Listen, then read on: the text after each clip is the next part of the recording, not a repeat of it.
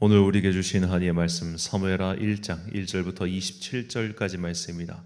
사무엘하 1장 1절부터 27절까지의 말씀. 이제 봉독하겠습니다. 하나님의 말씀 경청하십시오. 사울이 죽은 뒤에 다윗이 아말렉을 치고 시글락으로 돌아와서 이틀을 지냈다.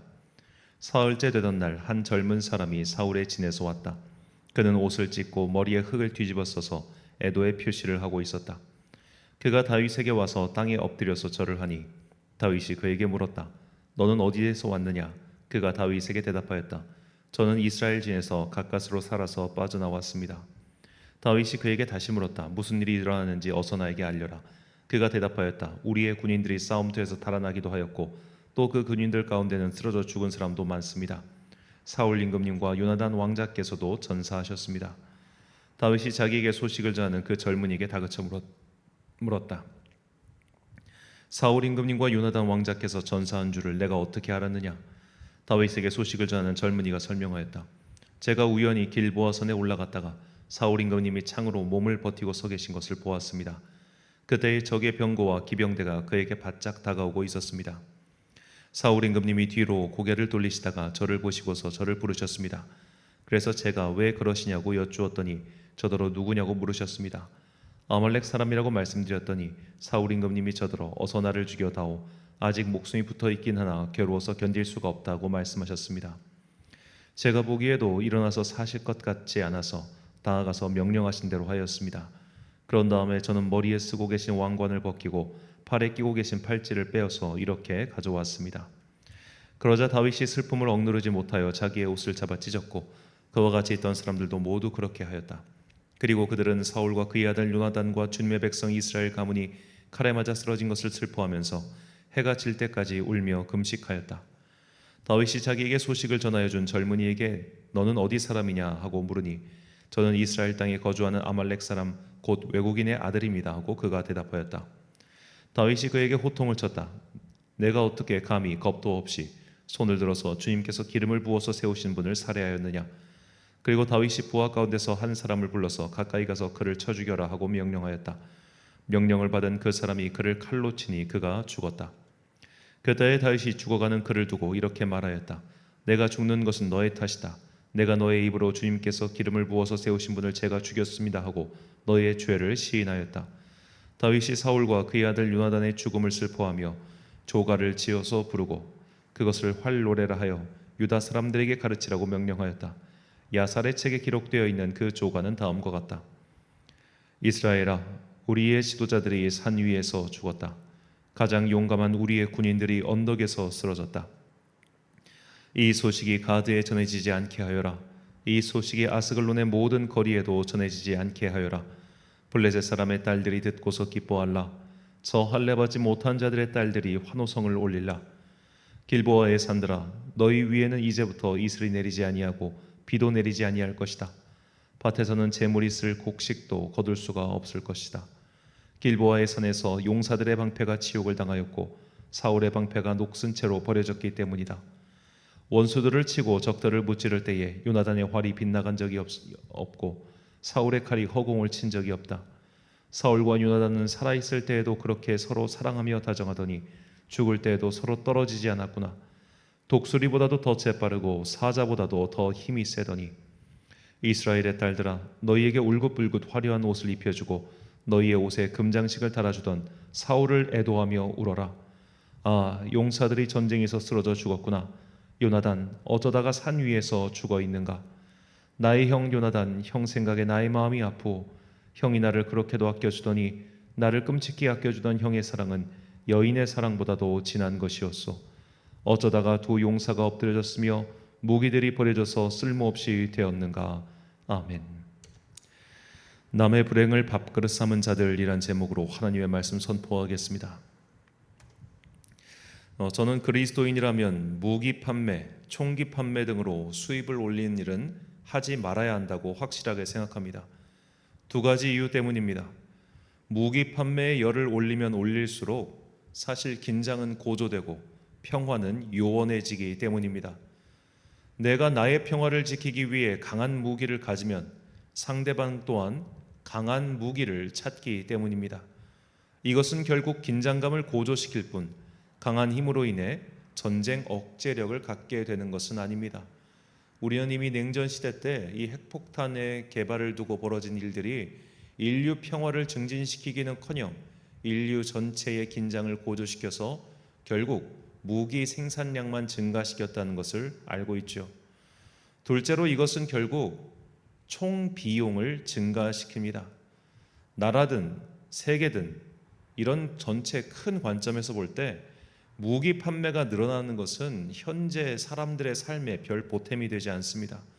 무기는 현실 세계에서 아무런 효용성이 없기 때문입니다. 그러니까 극단을 막기 위한 최악의 조치가 무기이잖아요. 그런데 그런 극단을 막기 위한 최악의 조치를 크게 키우면 키울수록 결국 현실 세계에 들어갈 비용이 그만큼 줄어들기 때문에 그것이 우리에게 별 도움이 안 된단 말입니다. 그러나 지금도 이런 무기 장사 또는 전쟁 장사가 돈이 되기 때문에 세계 시장을 상대로 장사하는 사람들이 있죠. 돈으로 구인을 고용하는 용병 시장은 중세 시대 때부터 지금까지 이어오고 있습니다. 현재 용병들은 아프리카 대륙 같은 곳에서 크게 활동하고 있는데 독재자들에게 병력을 지원하고 돈을 받는 식으로 그렇게 장사를 하고 있죠. 이런 일들은 크든 작든 다른 사람의 불행을 담보로 활동하기 때문에 악합니다. 우리는 남의 불행을 자신의 이익으로 삼으려던 모든 활동을 불의한 것으로 여겨야 합니다. 작게는 나와 경쟁하고 있는 업자가 망한 것이 결국 나에게 이익이 되었을 경우 물론 그것이 내심 나에게 수익이 증가하니까 기쁘지 않다면 거짓말이죠. 그래도 패배한 사람에 대해서 망한 사람에 대해서 긍휼의 마음, 안타까운 마음을 가져야 한다는 것입니다. 이것이 인간다운 삶의 모습입니다. 인간은 자신의 승리에 기뻐하는 마음과 함께 패배한 자들에 대한 긍휼과 안타까운 마음 또한 가져야 합니다. 이것이 사람다운 삶이며 주님께서 원하시는 것이죠. 오늘 본문의 사건은 남의 불행을 자신의 이익으로 삼으려다가 망한 사람을 우리에게 전해주고 있습니다. 이스라엘 군대가 크게 패하고 사울 왕이 사망했습니다. 아직 그 소식이 다윗에게 도착하기 전 한 아말렉 청년이 나타나 다윗에게 사울의 사망을 전하며 그의 왕관과 팔찌를 가져옵니다. 본문 9절과 10절 말씀. 또 내게 이르시되 내 목숨이 아직 내게 완전히 있으므로 내가 고통 중에 있나니 청하건대 너는 내 곁에 서서 나를 죽이라 하시기로 그가 엎드려진 후에는 살 수 없는 줄을 내가 알고 그의 곁에 서서 죽이고 그의 머리에 있는 왕관과 팔에 있는 고리를 벗겨서 내 주께로 가져왔나이다 하니라. 자, 먼저 이 아말렉 청년의 말의 진위부터 살펴봅시다. 이 전쟁이 일어난 길보아산의 위치는 이스라엘 북쪽, 그러니까 사해와 갈릴리 호수 이 중간쯤에 있는 곳이죠. 그런데 아말렉 족속이 사는 곳은 블레셋보다 남쪽 유다 광야 쪽입니다. 그렇게 먼 곳에 사는 사람이 굳이 북쪽까지 올라온 이유가 무엇일까요? 물론 본문이 그가 이스라엘 사람들 사이에 섞여 사는 아말렉 사람이었다라고 말을 하고 있긴 하지만 일단 이 사람이 진짜 거길 왜 갔지? 라는 생각을 우리가 충분히 할 수 있겠죠. 자, 그리고 만약 그가 정말로 길보아 산까지 갔다고 하면 아마도 전쟁이 끝난 직후 패잔병들의 무기를 전리품으로 수거하기 위해서였을 겁니다. 지금도 전쟁이 끝나고 남겨진 전쟁 물품들을 모아 파는 정크상 같은 분들이 있죠. 전쟁은 정말로 엄청난 비용이 들기 때문에 누군가에게는 단단히 한 몫을 잡을 기회이기도 합니다.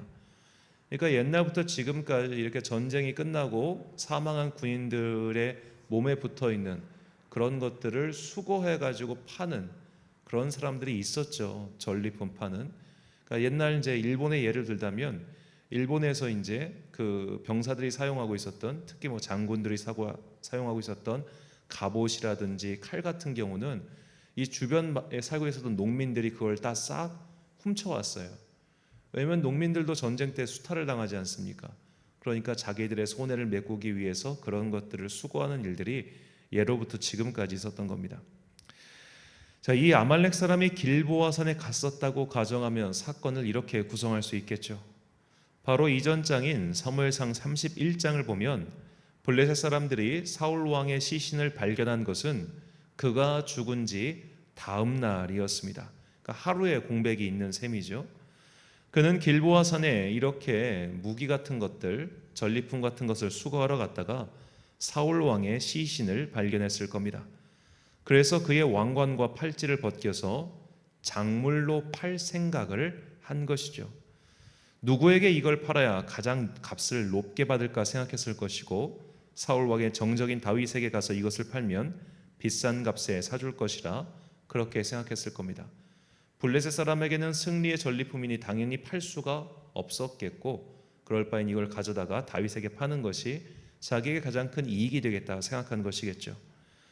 하지만 이 장무라비 같은 아말렉 사람은 그 뜻을 이루지 못했습니다. 그는 다윗에게 값을 받은 것이 아니라 죽음을 선물 받았죠. 본문 14절과 15절 말씀입니다. 다윗이 그에게 이르되 내가 어찌하여 손을 들어 여호와의 기름 부음 받은 자 죽이기를 두려워하지 아니하였느냐 하고, 다윗이 청년 중 한 사람을 불러 이르되 가까이 가서 그를 죽이라 하매 그가 침에 곧 죽으니라.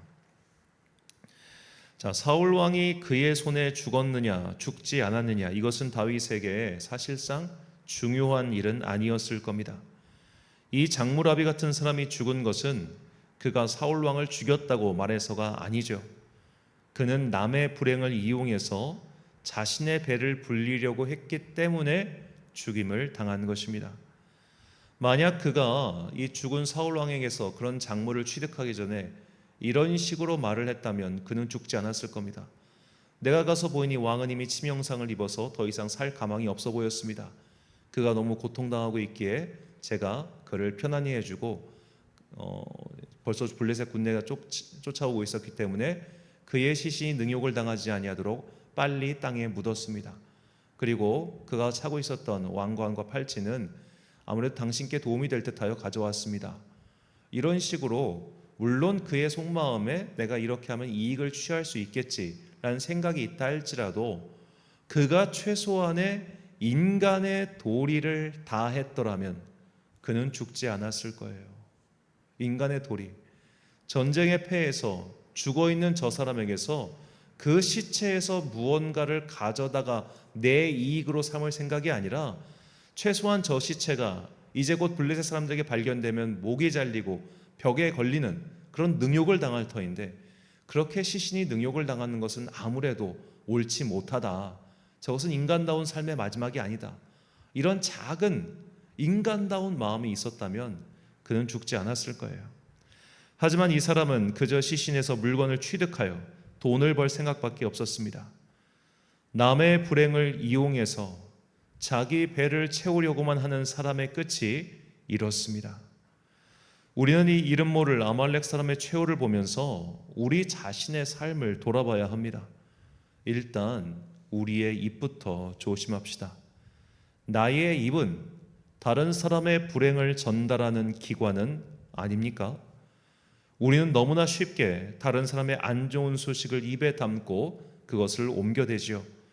나쁜 소문이 퍼지는 시간은 선한 소문이 퍼지는 시간보다 7배 이상 빠릅니다. 이것 또한 남의 불행을 통해서 자신의 삶의 안위를 확인하려고 하는 나쁜 자세입니다. 일단 남의 얘기는 입에 담지도 않는 게 최선이죠. 둘째로 우리는 경쟁자의 패망을 기뻐하지 말아야 합니다. 이 세상에는 흔한 말처럼 영원한 승자도 영원한 패자도 없습니다. 오늘의 승자가 승자의 저주에 걸려 내일의 패자가 될 수도 있습니다.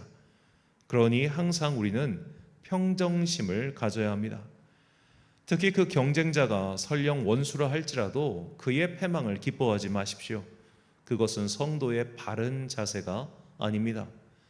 사도 바울은 우리가 이렇게 남의 불행을 기뻐하지 않고 오히려 남의 불행을 함께 슬퍼할 수 있는 그리스도의 사람이 되라고 다음과 같이 권면합니다. 로마서 12장 15절과 20절 그리고 21절 말씀입니다. 즐거워하는 자들과 함께 즐거워하고 우는 자들과 함께 울라. 내 원수가 줄이거든 먹이고 목마르거든 마시게 하라. 그리함으로 내가 숯불을 그 머리에 쌓아 놓으리라. 악에게 지지 말고 선으로 악을 이기라. 아멘. 사랑하는 천안광성교회 성도 여러분, 그리고 이 새벽을 함께 깨우고 계신 귀한 주님의 자녀 여러분, 남의 불행을 자신의 이익으로 삼으려는 것은 어떠한 조건이든 간에 악한 행동임을 잊지 마십시오. 그러니 그런 악에서 떠나십시오. 사촌이 땅을 사면 배가 아프다는 것은 인간의 이런 악한 마음을 고스란히 보여주는 말입니다. 우리가 그래서는 안 됩니다. 다른 사람의 행복을 기원하며 나 또한 행복하기 위해 노력하는 것이 인간의 바른 삶의 모습입니다. 이 이름 모를 아말렉 청년의 비루한 마지막을 잊지 마시고 남의 불행을 토대로 삼아 성공하려고 하는 악의 유혹에 맞서 즐거워하는 자들과 함께 즐거워하고 우는 자들과 함께 우는 그리스도의 마음을 가진 여러분과 제가 되시길 주님의 이름으로 축원합니다. 기도하겠습니다. 사랑과 은혜가 풍성하신 아버지 하나님, 남의 불행이 불현듯 나의 행복이 되었을 때 그가 망한 것이 결과적으로 나의 이익으로 돌아왔을 때 우리가 그런 것에 마냥 기뻐하는 천박한 자들이 되지 않게 하여 주옵소서. 망한 사람들, 아픈 사람들, 실패한 사람들, 고통 속에 있는 사람들, 그들을 향해 내가 가진 것을 조금이라도 나눠줄 수 있는 긍휼의 사람 되게 하시고, 그렇게 망한 사람이 행여 나의 원수나 나의 경쟁자라 할지라도 그를 향한 긍휼의 마음 그 자체까지 잃어버리는 악한 자가 되지 않게 하여 주옵소서. 선으로 악을 이기는 사람, 악에게 지배당하지 않고 그 선한 마음으로 세상을 거슬러 올라가는 주님의 마음 가진 사람이 되기를 간절히 소망합니다. 오늘 이 마음이 우리 모두에게 임하기를 간절히 주님 복을 내려 주옵소서. 오늘 하루도 각자의 삶의 자리에서 열심히 살아가는 주의 자녀들에게 복과 은혜 내려 주옵소서. 8월의 마지막 날입니다. 이제 9월에는 본격적으로 수시 접수와 대학 입학 시험 준비가 시작됩니다. 주님께서 수험생 자녀들에게 지혜와 능력 주시고 특별히 수시 접수를 준비하는 자녀들에게 이 모든 일들이 주님의 뜻 안에서 온전히 이루어지게 하여 주옵소서. 이제 곧 시작되는 이 가을에 시원한 날씨를 주시니 감사합니다. 이 환절기에 어르신들의 건강을 지켜주시고 우리가 이 시기를 또한 건강히 넘어가서 내년에 떠오르는 주님의 은혜의 해를 볼 수 있도록 은총 베풀어 주옵소서. 오늘 하루도 참 좋으신 우리 주님의 은총과 평강이 모든 성도들과 함께 하시길 간절히 소망하오며 이 모든 말씀 우리 구주 예수 그리스도의 이름으로 기도드립니다. 아멘. 오늘의 기도 제목입니다. 나는 즐거워하는 자들과 함께 즐거워하며 우는 자들과 함께 울고 있습니까? 내 안에 남의 불행을 바라는 마음이 있다면 성령의 불로 소멸시켜달라고 간구하십시오. 오늘 주신 기도의 제목 가지고 기도와 묵상에 힘쓴 하루 되시길 바랍니다. 기도하겠습니다.